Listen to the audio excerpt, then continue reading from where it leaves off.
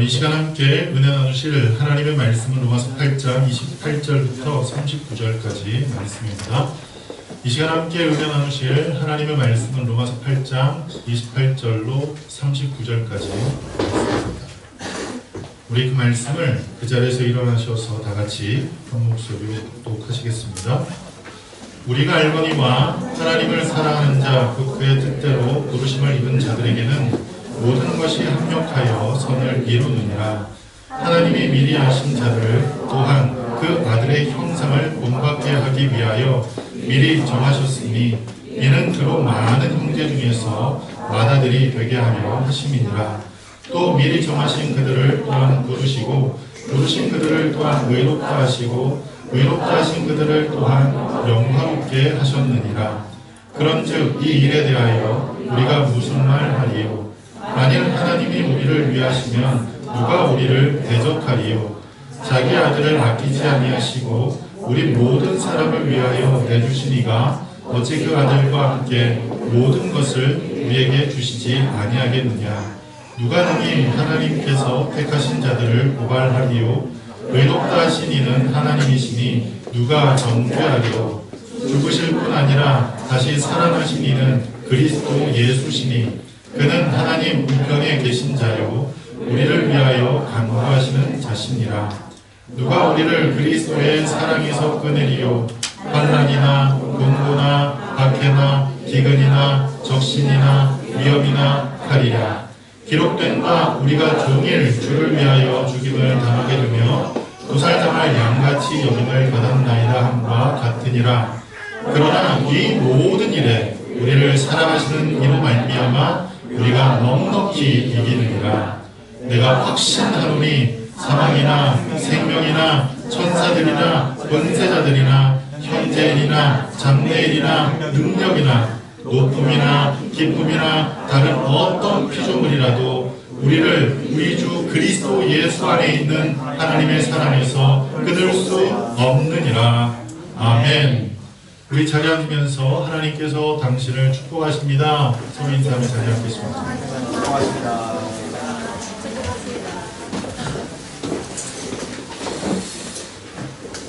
하나님께서 우리를 사랑하시고 축복하십니다. 오늘 이날에 하나님 전에 나온 모든 성도님들을 예수님의 이름으로 환영하고 그리고 축복합니다. 그리고 오늘 이날에 우리가 하나님 앞에 예배드릴 때 우리의 마음이 우리의 삶이 하나님께 닿는 그 놀라운 역사 있기를 간절히 바랍니다. 그래서 하나님께서 우리의 삶 속에 부으실 그 놀라우신 은혜가 각자 모든 심령 가운데 충만하게 채워지고 풍성하게 채워지는 귀한 일 있기를 간절히 바랍니다. 저는 오늘 우리가 함께 합독한 본문 말씀을 통해서 하나님의 의를 힘입는 삶이란 제목으로 함께 은혜를 나누려고 합니다. 여러분, 지난 한 주간 동안 로마서를 우리가 읽으면서 어떤 은혜가 여러분의 삶 가운데 임하셨습니까? 여러분이 지난 한 주간 동안 로마서를 읽으면서 마음 가운데 어떤 위로, 어떤 소망, 어떤 권면이 이 로마서를 통해 나타나셨습니까? 그 로마서를 통해서 많은 것들을 우리가 알 수 있고 많은 것들을 볼 수 있지만 오늘 우리가 읽을 이 요절의 말씀을 보면 하나님께서 우리에게 행하신 놀라운 일이 무엇인지를 다시 한번 생각하게 됩니다. 우리 요절 말씀을 다시 한번 읽어보겠습니다. 여러분에게 나눠드린 그 페이퍼를 보시면 로마서 3장 23절부터 24절의 말씀이 있습니다.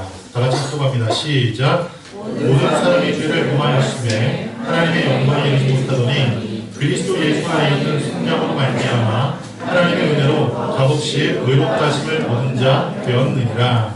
아멘.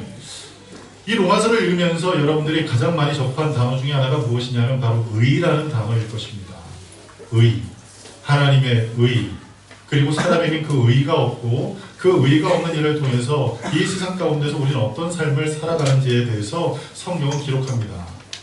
그 내용이 무엇입니까? 그것은 바로 로마서 3장 23절에 나와 있는 것처럼 하나님의 영광에 이르지 못하는 삶을 살게 된 것입니다. 이 말을 좀 더 부연해서 설명하자면 하나님께서 태초에 천지를 창조하시고 인간이 살 수 있는 모든 아름다운 것들을 만드시고 그 후에 하나님의 형상을 따라 사람을 만드십니다. 그리고 그 사람을 그 하나님께서 만드신 가장 아름다운 곳, 가장 풍성한 곳, 그리고 가장 좋은 곳에 살게 하시며 모든 것을 누리고 모든 것을 다스리고 모든 것을 정복하도록 명령하셨습니다. 그런데 그 모든 과정 가운데서 하나님께서 한 가지 금하신 것이 있는데 그것이 무엇이었습니까? 바로 선악을 알게 하는 나무의 열매를 따먹지 말라는 것이었습니다. 그런데 그 마음 가운데 탐심이 들게 됐고 그 탐심 가운데 결국 불순종을 경험하게 되고 그리고 불순종의 일을 통해서 우리의 삶 가운데 엄청난 일이 벌어지게 됐는데 그것은 무엇이냐면 하나님과 분리되는 것이었습니다. 하나님과 분리되는 그 일을 통해서 우리의 삶 가운데 어떤 결과가 나타났습니까? 땅에서 끊임없이 가시와 엉겅퀴가 나서 그 가시와 엉겅퀴를 통해서 우리의 삶 가운데 끊임없이 찌르고 우리의 삶을 얽어매고 우리의 삶을 속박하는 그런 인생을 살게 되었습니다. 그 일로 말미암아 우리의 삶 속에 저주가 들어오게 되었고 영원한 사망이 들어오게 되었다는 사실입니다. 그러면 그 영원한 저주와 영원한 사망을 다스리는 그 주권자가 누구인가? 그것은 다름이 아닌 사단이죠. 그래서 에베소서에 보면 우리를 어떤 사람이라고 표현하고 있냐면 사단의 종노릇하는 사람이라고 얘기를 합니다. 공중권세 잡은 악한 영에 사로잡힌 사람들이라고 얘기를 합니다.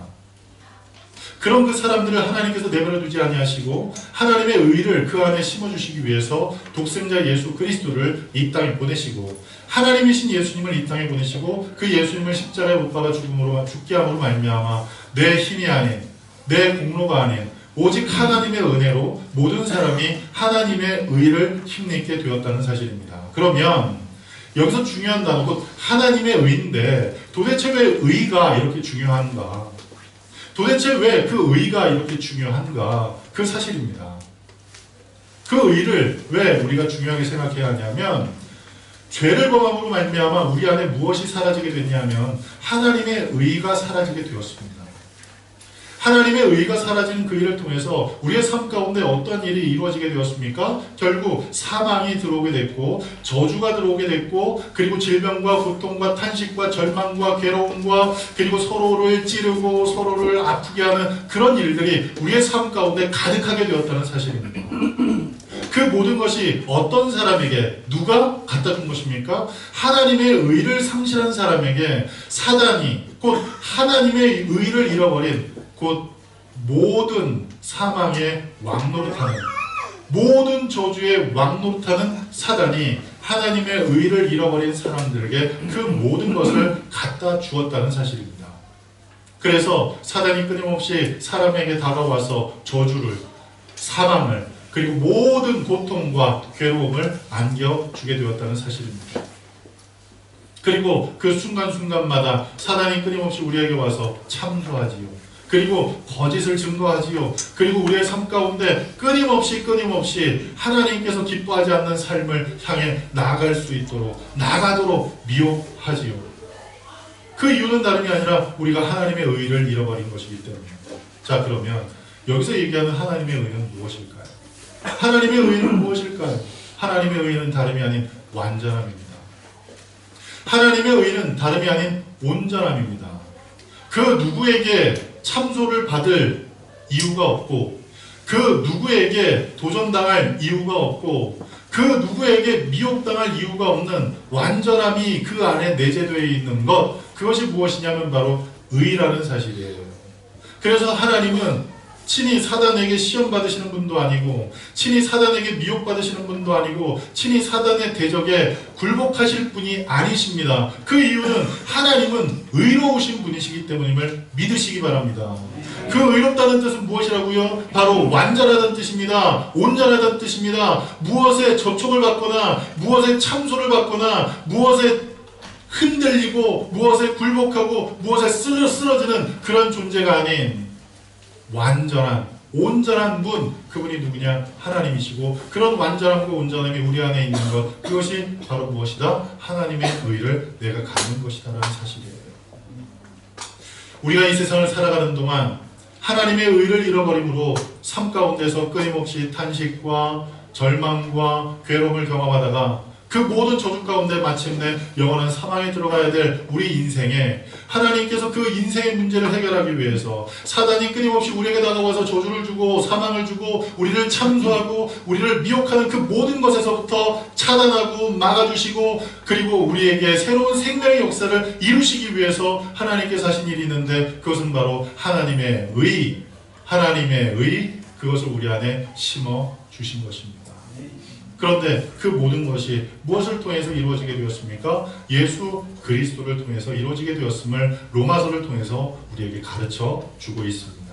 특별히 이 로마서는 사도 바울이 기록한 서신서 가운데서 가장 조직적이고 가장 논리적이고 그리고 가장 어떤 교리적인 그 내용을 담고 있습니다.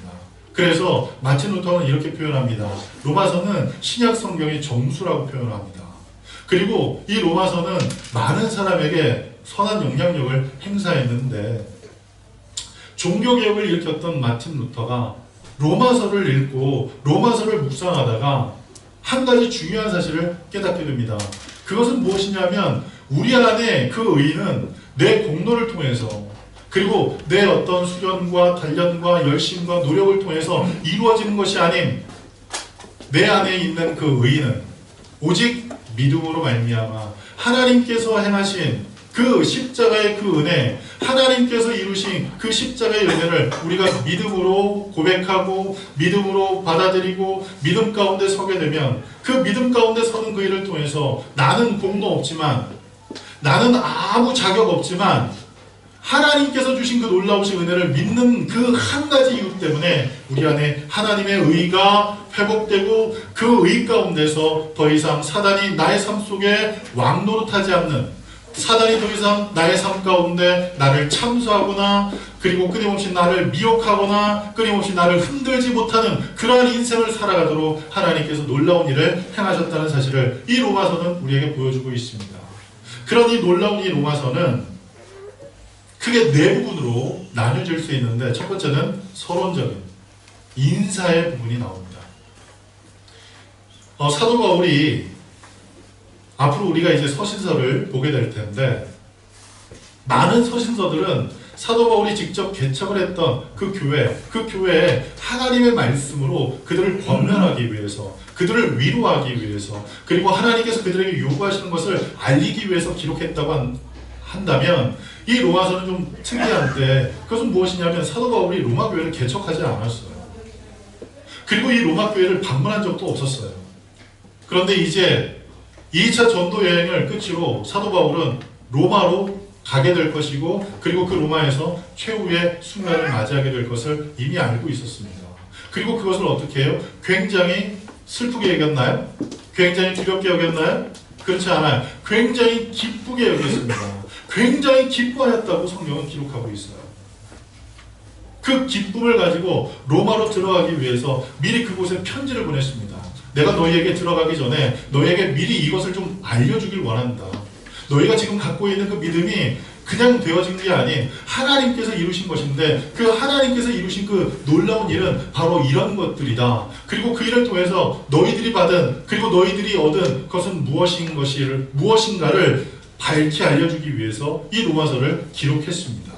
그 가운데서 이제 두 번째 단락은 교리적인 부분들을 정리를 합니다. 교리적인 부분들을 정리할 때 첫 번째는 죄악에 대해서 그리고 두 번째는 구원에 대해서 그리고 세 번째는 구원의 역사에 대해서 기록합니다. 굉장히 논리적이죠. 우리가 구원이 필요한 이유는 무엇 때문이죠? 우리가 이 세상을 살면서 예수 그리스도께서 필요하신 이유는 무엇 때문이죠? 이렇게 질문을 함과 동시에 좀 더 이해를 돕기 위해서 다르게 질문을 하면 우리가 의사를 찾는 이유는 무엇 때문입니까? 아프니까 찾잖아요. 내가 어딘가 좀 불편하고 내가 어딘가 좀 아프면 의사를 찾습니다. 그런데 어떤 분들은 아파도 의사를 찾지 않는 분들이 계세요. 끝까지 병을 자기가 이겨보겠노라고 버티고 버티다가 정 안 돼서 결국 병원에 가서 의사 선생님한테 주사 한 대 꼭 맞으면 금방 낫는 그러한 이 경험을 하는 분들도 계신 걸 보게 됩니다. 여러분, 환자는 의사를 찾게 되지요. 마찬가지로 우리가 죄인이면 예수님을 찾아야 됩니다. 왜냐하면 죄의 문제를 해결할 수 있는 유일한 분은 오직 예수 그리스도 한 분밖에 없기 때문입니다. 사도행전 4장에 말씀합니다. 천하 만민에게 구원받을 만한 이름을 준 적이 없다고 얘기를 했습니다. 누구만? 오직 예수 그리스도만. 구원의 이름으로 우리에게 하나님께서 주셨음을 우리가 알고 있을 때 어때요? 예수님은 죄인을 부르러 오셨고, 그리고 그 죄의 문제를 정확하게 해결하실 수 있는 전문가이시고, 그리고 그 죄의 문제를 해결할 때 그것을 가지고 왜 그랬냐고 나무라거나, 그 죄의 문제를 해결할 때 그 죄의 문제를 해결하고 난 다음 그것에 대해서 대가를 요구하시는 그런 분이 아니라 아무 대가 없이, 아무렇게나 나무람 없이 그 사람을 위로하고 권면하고 마침내 그 모든 죄악 가운데서 우리를 자유케 하시는 그 놀라운 은혜가 우리에게 있다는 사실이에요. 자, 그래서 죄인이어야만 예수님이 필요하다는 사실을 알리기 위해서 첫 번째 교리의 이 부분에 무엇을 다루게 되냐면 죄에 대해서 다뤄요. 그러면 이 죄에 대해서 다룰 때 죄는 어떤 것을 의미합니까? 우리가 죄를 생각하고 그리고 죄를 행동하는 그것만 죄라고 생각하는 사람들이 있어요. 여러분, 죄를 생각하는 것, 이것도 죄죠. 그렇죠? 드러나진 않았을 뿐이지만 그것도 죄란 말이에요. 그런데 죄를 짓는 것, 죄를 행하는 것, 그것 또한 우리가 잘 알듯 죄란 말이에요. 근데 많은 사람들은 이렇게 생각을 합니다. 우리가 죄를 지었기 때문에 죄인이라고 생각을 합니다. 그러면 반대로 죄를 안 지으면 죄인이 아니겠지요. 그런데 성경은 그렇게 말씀하지 않습니다. 로마서 3장 10절에 기록된 바 의인은 없나니 하나도 없다라고 말씀하고 있다는 사실이에요. 모두가 다 죄인이라고 말씀합니다. 그러면 우리는 왜 죄인입니까? 내가 죄를 지었기 때문에 죄인이 된 게 아니라 내가 죄인이기 때문에 죄를 짓는 것을 여러분 아시길 바랍니다. 그래서 성경에선 이렇게 기록합니다. 내가 죄 중에 태어났다. 내가 죄 중에 복 중에 있었다. 뭐 그런 여러 가지 표현들을 통해서 자기의 출생에 대해서 기록하는 사람들이 많이 있어요. 야곱도 그랬고, 그리고 많은 선지자들의 삶을 자기들이 하나님 앞에 고백할 때 그들의 삶을 하나님께서 미리 아셨지만 그들이 죄 가운데 태어났음을 자기들 삶을 스스로가 고백했던 그 모습을 볼 때 어때요? 모든 사람들은 태어남과 동시에 그 안에 죄성을 갖고 태어나게 돼 있다는 사실이에요. 그러다 보니 내가 죄를 짓지 않아도, 내가 죄를 생각하지 않아도 그 사람 모두는 다 죄인이란 사실이에요.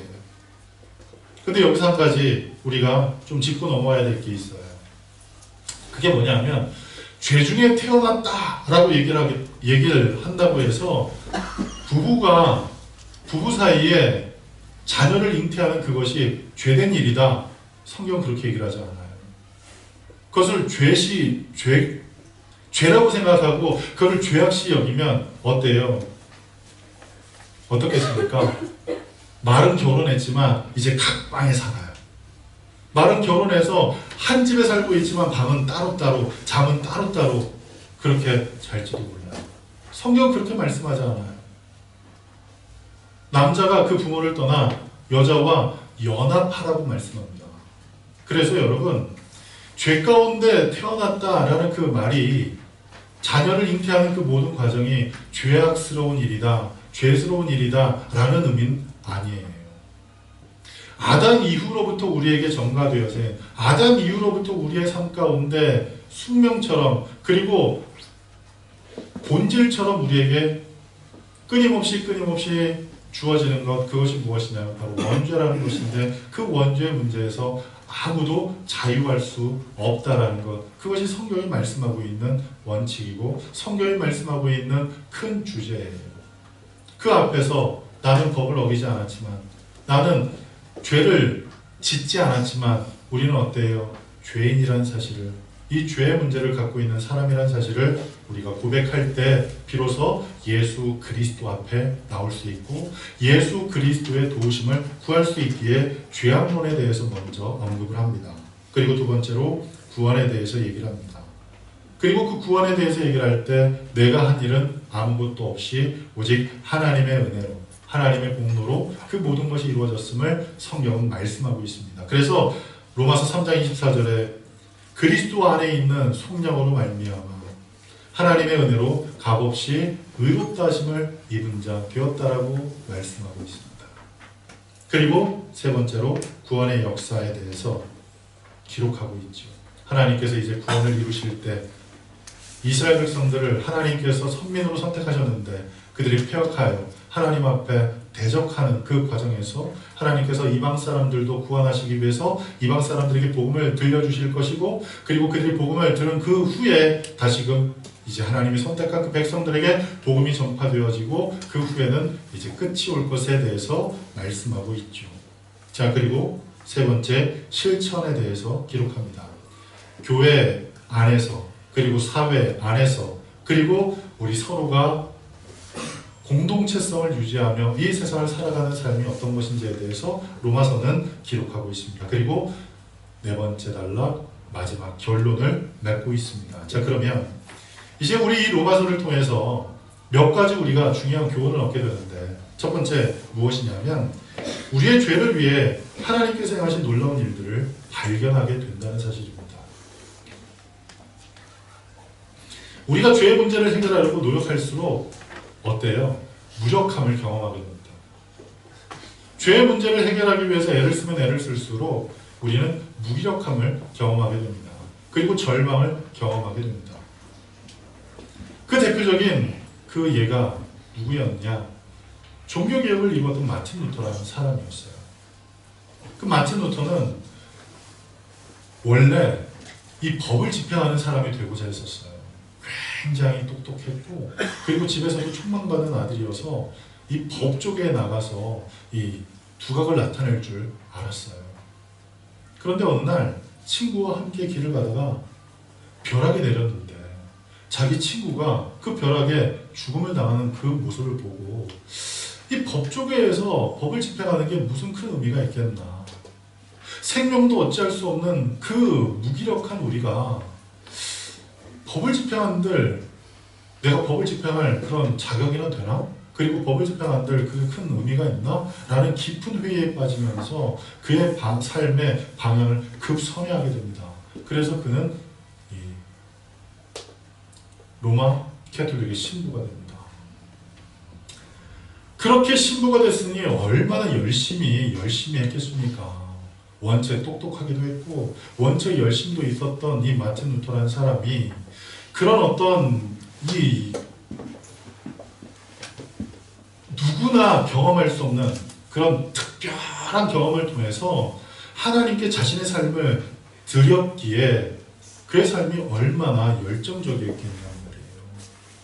그래서 그 열정을 다해서 무엇을 하기 시작했냐면 로마 캐톨릭에서 이야기하는 모든 것들을 최선을 다해서 지켜내려고 노력을 했어요. 그런데 그 모든 노력의 결과 가운데 얻어진 것은 무엇이었냐면 이 죄성이 해결되지 않는 끊임없이 이 죄의 본질이 내 안에 내재되어 있다는 이 사실로 인해서 어때요?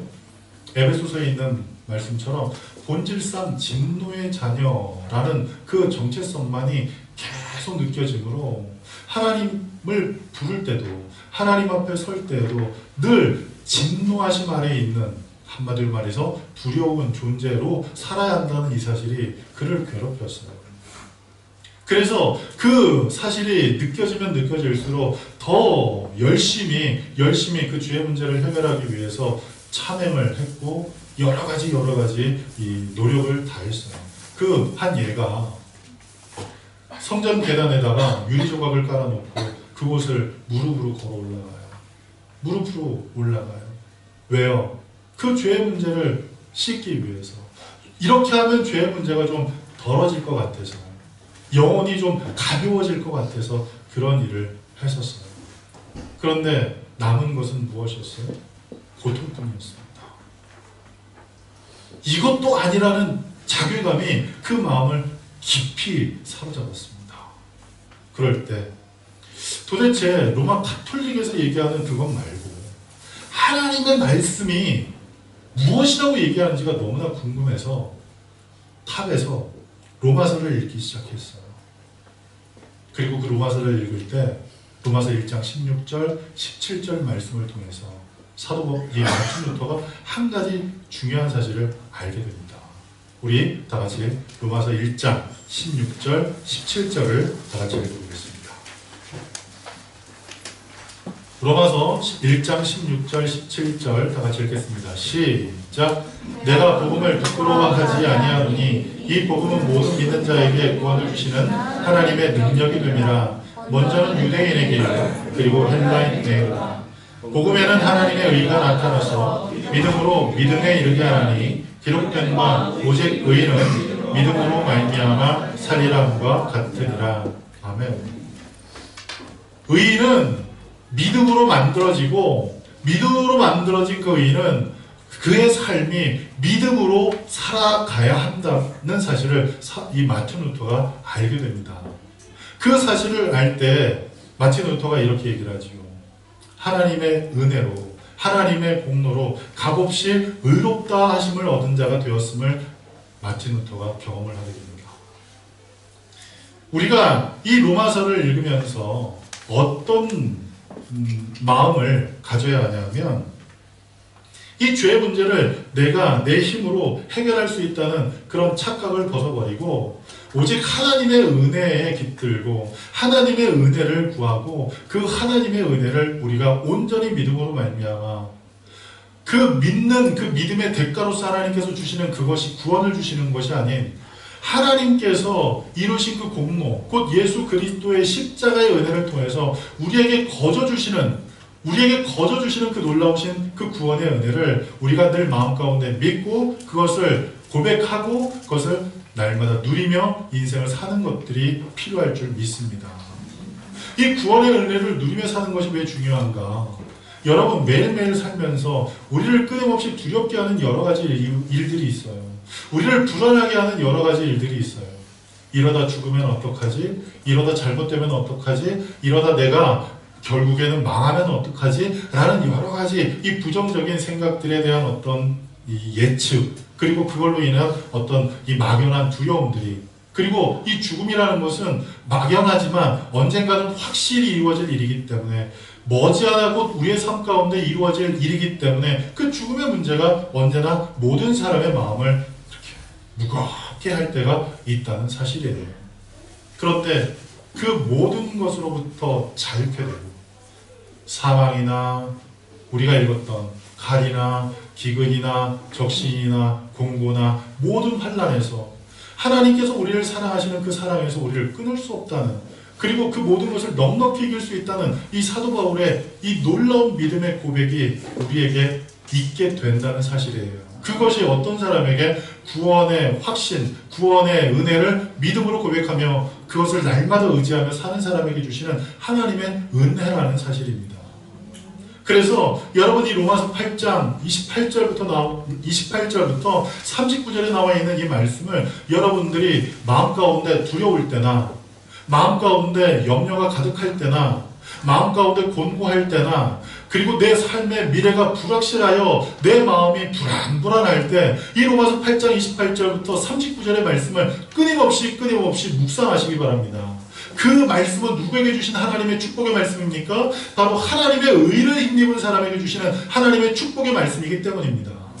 우리는 모든 것으로부터 넉넉히 기른 사람입니다. 그리고 우리는 하나님의 사랑을 받되 그 하나님께서 내게 부어주시는 그 놀라우신 사랑, 하나님께서 부어주시는 그 한량없는 그 사랑을 그 어떤 것도 그 어떤 세력도 끊을 수 있는 것이 없다라는 것을 우리에게 다시금 알려주기 때문에 이 로마서 8장 28절부터 39절에 있는 그 말씀을 늘 읽으면서 우리가 매일매일 살아야 할 줄 믿어요. 그러면 어때요? 우리에게 주신 이 말씀처럼 더 이상 나는 무기력한 사람이 아니에요. 더 이상 나는 이 세상 가운데에서 두렵고 불안함 가운데 살아가는 그런 연약한 사람들이 아니에요. 우리는 어떤 존재가 됩니까? 모든 것을 넉넉히 이길 수 있는 승리자인 줄 믿으시기 바랍니다. 그리고 우리는 어떤 사람입니까? 하나님의 사랑에서 아무도 끊을 수 없는 어떤 순간 어떤 상황에서도 늘 하나님의 사랑을 받는 우리는 하나님의 사랑받는 존재라는 사실입니다. 그리고 두 번째로 예수 그리스도의 십자가의 죽음을 통해서 죄에서 자유케 되는 사실을 우리는 알게 됩니다. 로마서 6장 6절을 우리 다 같이 함께 읽어보겠습니다. 로마서 6장 6절 말씀입니다. 다 같이 읽겠습니다. 시작.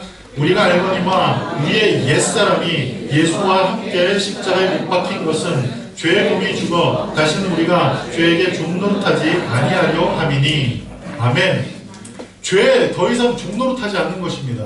오늘 이곳에 있는 우리 모두는 더 이상 죄로부터 종노릇하는 그런 사람들이 아님을 이 시간 믿고 그것을 담대히 선포할 수 있는 우리 모두가 되길 간절히 축복합니다.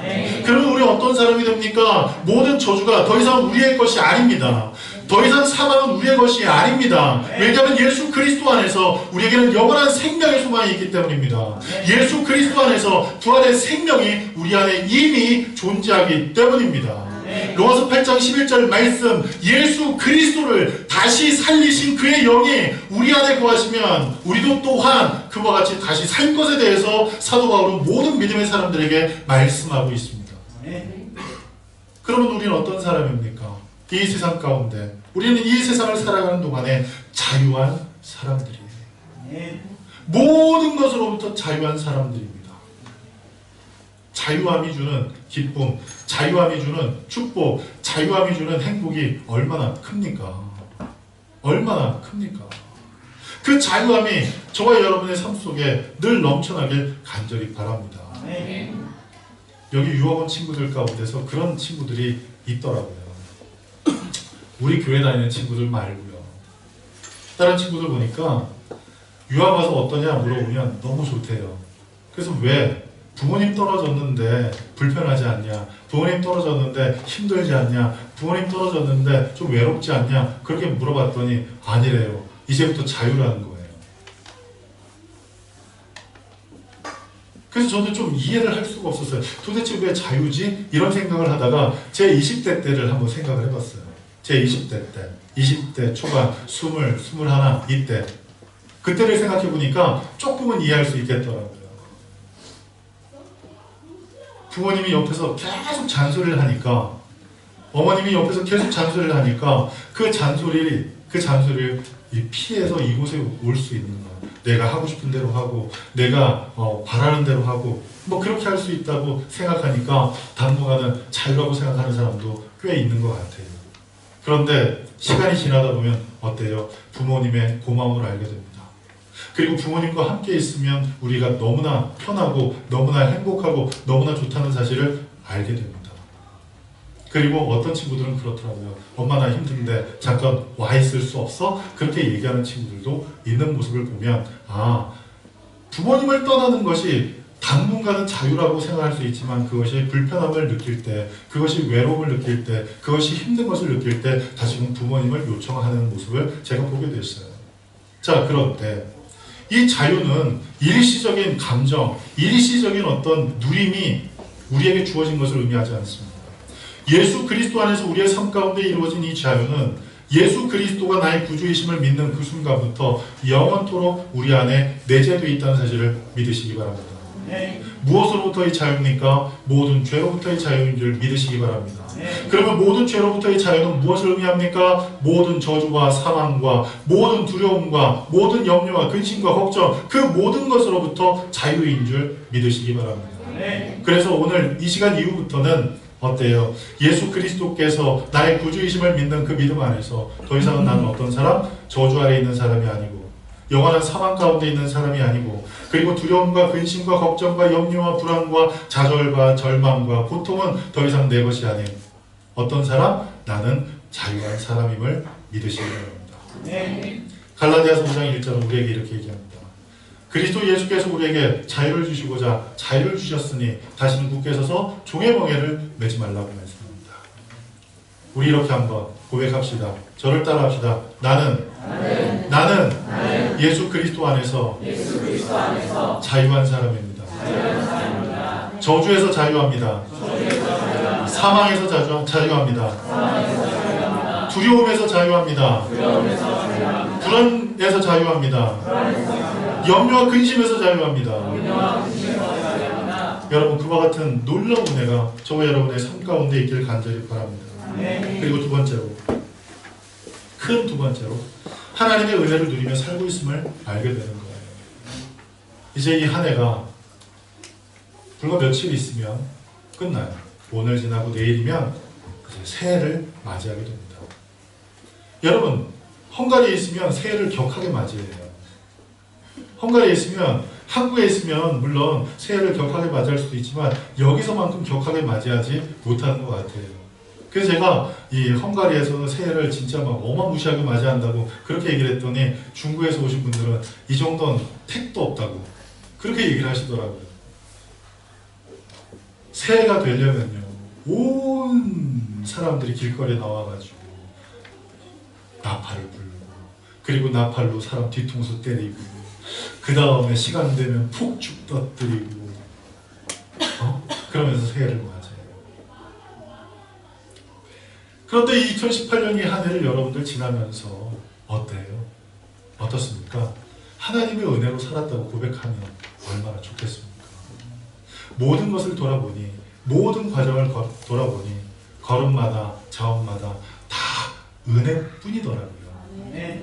내가 걸어가는 길, 내가 살아오는 그 모든 삶의 한순간순간이 다 실수였고 실패였지만 그 모든 실패와 그 모든 실수와 그 모든 마음의 이 후회들을 하나님께서 그냥 내버려 두지 아니하시고 하나님께서 친히 그 손에 잡으시고 이제 역사하기 시작하셨더라고요. 그 역사하신 것이 무엇이에요? 모든 것이 합력하여 선을 이루게 하셨다는 사실이에요. 그래서 하나님 손에 붙들린 그 삶이 하나님께서 붙들어서 움직이시는 그 일을 통해서 마침내 합력하여 선을 이루어 오늘 이 마지막 제주에 우리가 이곳에 나와 내가 살아있는 그 모든 순간, 내가 살아가는 그 모든 과정이 하나님의 은혜였습니다라고 고백할 수 있도록 하나님께서 우리의 삶에 놀라운 일을 행하셨다는 사실입니다. 여러분, 그것을 기억하며 하나님 앞에 감사할 수 있는 저와 여러분들에게 간절히 축복합니다. 로마서 8장 28절 우리 믿음으로 한번 읽어볼까요? 시작! 우리가 알거니와 하나님을 사랑하는 자, 곧 그의 뜻대로 부르심을 입은 자들에게는 모든 것이 합력하여 선을 이루느니라. 아멘. 모든 것이 합력하여 선을 이루게 됩니다. 여기서 선을 이룬다는 것은 내가 원하는 대로 삶이 이루어진다? 그게 아니에요. 하나님께서 원하시는 대로, 하나님께서 계획하신 대로 그 삶이 이루어진다는 뜻이에요. 그럼 왠지 좀 열받잖아요. 기분이 안 좋잖아요. 아니, 내 삶의 주체는 난데 왜 하나님 뜻대로 살아야 돼? 그냥 내가 원하는 대로, 내가 바라는 대로 되면 얼마나 좋아? 이렇게 생각할지도 몰라요. 그런데 여러분, 이렇게 한번 생각해 봅시다. 우리는요, 지금 이 시간 이후에 어떤 일이 이루어질지 알지 못하는 사람들이에요. 잠시 잠깐 앞의 일도 알지 못하는 너무나 불안하고 너무나 연약한 존재들이에요. 그런 그 사람들이 지금 내 삶 가운데 이렇게 되면 좋겠다고 얘기했던 것들이 10년이 지나고 20년이 지나고 30년이 지나도 여러분 정말 좋겠습니까? 정말 좋겠습니까? 기술이 발달하면 발달할수록 우리의 삶 가운데 이 남아있게 되는 건 뭐냐면 쓰레기예요, 쓰레기. 여러분 알고 있어요? 예전에는 제가 대학에 처음 들어갈 때는 이 이동전화기, 그때 휴대폰이라고 해서 얘기 안 했어요. 이동전화기 그거 하나 있었으면 좋겠다 생각을 했어요. 근데 그 이동전화기가 어느 만큼 있냐면 이만큼 있었어요. 이만큼. 그 쫙 뽑아가지고 이렇게. 근데 이런 것도 있었으면 좋겠다 생각을 했던 적이 있어요. 그런데 어느 날 이거보다 조그만 이 핸드폰이 나오고, 그리고 조그만 이 기계들이 나오고, 그런데 이제 그거는 뭐까지 돼요? 사진도 찍어지고 음악도 플레이되고, 그러다 보니 음악을 플레이하기 위해서 샀던 mp3도 버려야 되고 사진을 찍기 위해서 샀던 DSLR도 버려야 되는, 사람들이 처음에는 사진에 심취해가지고 막 카메라 사, 저도 그랬어요. 근데 카메라 이게 여행 다닐 때 짐 엄청 무거운 거예요. 근데 핸드폰에서 카메라가 너무 잘 되니까 이제는 어때요? 굳이 DSLR 그 무거운 걸 들고 다닐 필요가 없어요. 스마트폰에서 앱이 얼마나 좋습니까? 제가 며칠 전에 사진을 찍었어요. 앱이 뭐냐면 스노우라는 그 앱으로 사진을 찍었는데 제가 미소년으로 나오게 하고요. 궁금하면 나중에 확인시켜 드릴게요. 내가 미소년으로 나오더라니까. 깜짝 놀랐어요. 아, 나한테도 이런 모습이 있었나? 그러면서. 근데 그건 앱의 효과잖아요. 근데 카메라는 그런 효과를 못 내요. 그럼 사람들이 카메라를 버리고 어때요? 이제 핸드폰만 들고 다닌단 말이에요. 남는 건 뭐예요? 쓰레기만 남아요. 집에서 이 쓰레기만 남아요. 왜 그렇습니까? 우리 인간의 한계인 거예요. 우리 인간이 가진 한계예요. 그런데 모든 것을 아시는 하나님께서, 모든 것을 아시는 그 하나님께서 지금 내가 필요한 것, 그것은 앞으로의 나의 삶 가운데도 유익이 될 것을 아시는 분이신지 믿으시기 바랍니다. 지금 내게 그것이 이루어지면 앞으로 나의 삶 가운데 그것이 너무나 행복한 일인 줄 믿으시기 바랍니다.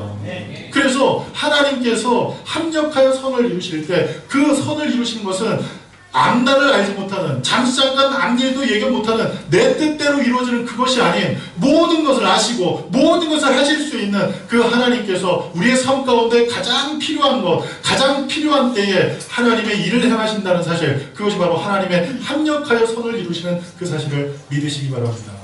그래서 그 안에서 기뻐하고 감사할 수 있는 저와 여러분 됐으면 좋겠어요. 그리고 마지막입니다. 우리가 믿음 가운데 살아갈 때 많은 사람들이 착각하는 게 있어요. 신앙생활은 내가 하나님을 잘 믿으면 된다라고 생각을 해요. 신앙생활은 내가 하나님을 열심히 믿으면 된다라고 생각을 해요. 틀린 얘기는 아니에요. 그런데 예수님께서 한 율법사와 대화를 하시는 그 과정에 예수님께서 이런 얘기를 하셨어요. 한 남자가 길을 걸어가다가 강도를 만났는데 그 강도 만난 그 사람에게 율법사가 지나갔고 그리고 제사장이 지나갔는데 그 사람을 본체같이 지나갔지만 누구만? 유독 사마리아 사람만 그 사람을 거뒀고 그리고 그 사람을 살려내기 위해서 애를 썼던 모습을 예수님께서 비유로 들어 설명해 주셨어요. 그때 그 비유의 말미 가운데 예수님께서 이런 말씀을 하셨어요. 그러면 그 강도 만난 사람에게 누가 친구니? 이렇게 물어요. 그때 그 예수님께 한번 이 대화로서 이겨보려고 애를 썼던 이 율법사가 강도 만난 사람에게 사마리아 사람이 좋은 친구 아니겠습니까? 그럴 때 예수님께서 이렇게 말씀합니다. 너도 가서 이렇게 행하라. 하나님을 사랑하고 이웃을 사랑하지 아니하면 하나님 나라에 들어갈 수 없다라고 예수님께서 말씀하셨어요. 그래서 여러분, 이제 이 한 해를 마무리하며 다가올 한 해를 준비하면서 우리 이렇게 한번 생각해 봅시다. 하나님의 의를 이제 힘입어서 더 이상은 사단의 종노릇하지 않고 저주와 사망에서 자유케 된 내가 이제 그 자유를 누리는 그 차원이 방종에까지 이르지 않는 그런 삶을 살아야 돼요. 나 혼자 신앙생활 잘하면 되고 나 혼자 그 자유를 만끽하는 그 자유로 인해서 다른 사람에게 해가 되고 다른 사람에게 피해가 되는 그러한 신앙의 모습이 저와 여러분에겐 없어야 된다는 거예요. 이웃도 신앙생활을 잘할 수 있도록 이웃도 믿음 가운데 굳게 설 수 있도록 함께 더불어 신앙생활하는 것, 이것이 진정한 하나님의 은혜를 누리는 삶, 합력하여 선을 이루는 삶, 그리고 가장 복 있는 신앙의 모습인 줄 믿으시기 바랍니다. 그래서 고린도전서 10장 23절 24절은 이렇게 말씀합니다. 우리 고린도전서 10장 23절부터 24절 말씀을 다 같이 읽겠습니다. 시작. 모든 것이 가하나 모든 것이 유익한 것은 아니요 모든 것이 가하나 모든 것이 덕을 세우는 것은 아니니 누구든지 자기의 유익을 구하지 말고 남의 유익을 구하라. 여기서 얘기하는 것은 남을 위해 살아라. 물론 그런 말씀이기도 하겠지만요, 그렇게 살려면 얼마나 힘들겠습니까? 나를 위해 살지만 나만을 위해 살지 말라는 말씀인 거예요. 나를 위해 살지만 나만을 위해 살지 말라는 거예요. 그리고 진정으로 나를 위한 삶은 타인을 돌아볼 때 나를 위한 삶이 이루어질 줄 믿으시기 바랍니다. 한 마을에서 나만 잘 살면 뭐합니까? 모든 사람의 타깃이 되지 않겠습니까? 한 마을에서 나만 모든 것을 소유하고 있으면 뭐합니까? 모든 사람의 타깃이 되지 않겠습니까? 늘 불안하고 늘 걱정되고 늘 염려되는 그런 삶을 살기보다는 오히려 내 안에 있는 것들을, 내게 있는 것들을 조금씩 나누고 그리고 그 사람들에게 필요한 것들을 공급하고 그리고 그 사람들에게 덕을 쌓고 덕을 이루면 어때요? 그 안에서 내가 행복해지지 않겠습니까? 그리고 그 안에서 예수 그리스도의 이름을 드러내면 그 안에 예수 그리스도의 이름이 영광받으시지 않겠습니까? 이게 온전한 믿음 아니겠습니까? 2019년은 이와 같은 온전한 믿음이 저와 여러분 안에 있길 간절히 바랍니다. 로마서를 통해서 오늘 이곳에 나온 모든 성도님들이 하나님의 의를 힘입고 사는 귀한 삶을 날마다 사시고, 그리고 2019년도 이 귀한 삶을 소망할 때 하나님의 의가 우리의 삶 가운데 있어 모든 저주, 모든 사망으로부터 자유케 된 그 자유를 매일매일 누리며 사는 승리자요, 그리고 하나님의 사랑받는 귀한 삶을 살기를 간절히 축복합니다. 기도하겠습니다.